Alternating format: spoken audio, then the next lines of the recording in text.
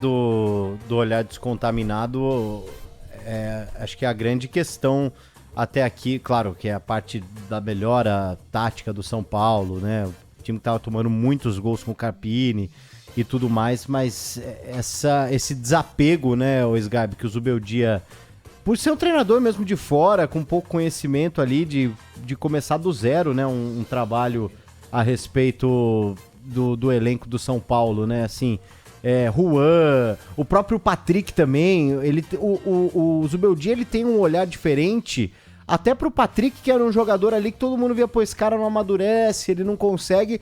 Pro Zubeldia, todo mundo começou ali meio zerado, né, Sgarbi? Perfeito, PDV. O que me falaram também, até uma mensagem que eu recebi em relação ao Zubeldia, que eu achei interessante, é que a grande diferença dele do Carpini, inicial, assim, que todo mundo percebeu, é em relação a ele ser um cara muito mais enérgico, né? Um cara muito mais ali na beira do campo no paraqueto, nos treinamentos no paraqueto. Também ele é muito convicto, apesar de ser um cara mais jovem, ele tem muito mais experiência que o Carpini, aliás. E é um cara convicto, ele não fica consultando muita gente assim pra saber, putz, o que você acha disso, daquilo. Então é um cara que agradou logo de cara. E com o Patrick Lanza, por exemplo, era uma oportunidade que ele teve. Com o Wellington machucado, São Paulo não tinha reposição. E é um jogador que internamente também falavam, pô, ele tem que querer. Ele tem que querer. É um jovem que na base foi muito bem, sempre, né? Seleção brasileira, tudo.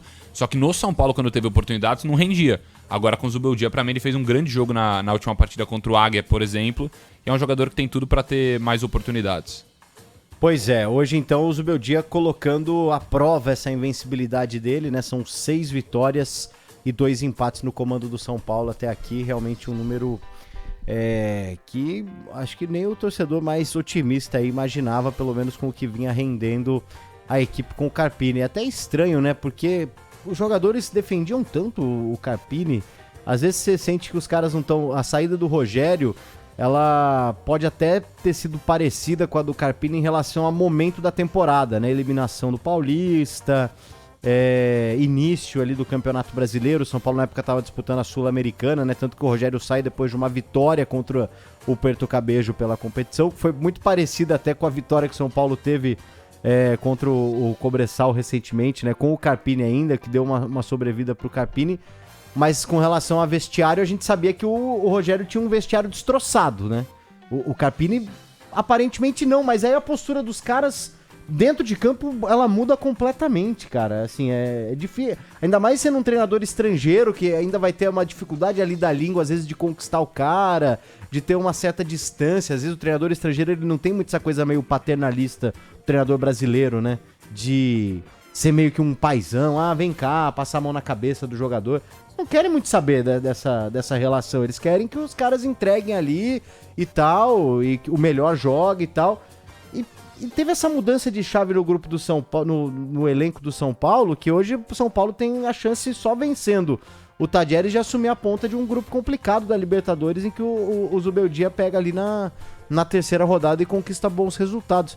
Eu queria, às vezes, entender, cara, a cabeça do jogador de futebol pro São Paulo chegar nesse momento, sendo que eles iam lá e faziam a defesa do Carpini. Não, o Carpini, pô, é um cara espetacular, a gente tá fechado com ele. Não sei se ele era amigo demais, não sei mesmo, assim.